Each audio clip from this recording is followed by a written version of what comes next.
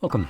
In front of me is a NUBIA Focus Pro, and today I will show you how you can hard reset this device through recovery mode.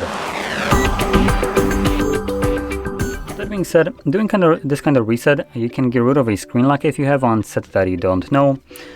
So you can start it from the lock screen, and all you would need to do is just hold your power button.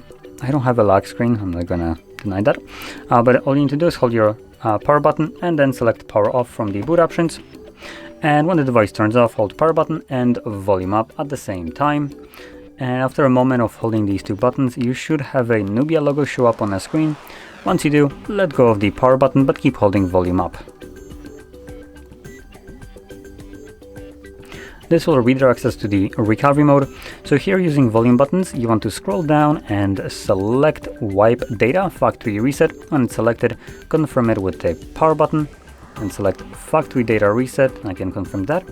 At the bottom, you'll see data wipe complete as the last entry, at which point reboot system now will be selected by default, so press power button once more. This will now initiate reboot of the device and continue resetting it in the background, which will take about 2 minutes to finish up. Now when it's completed, we'll be presented with Android setup screen. So I'll be back once that is visible for me.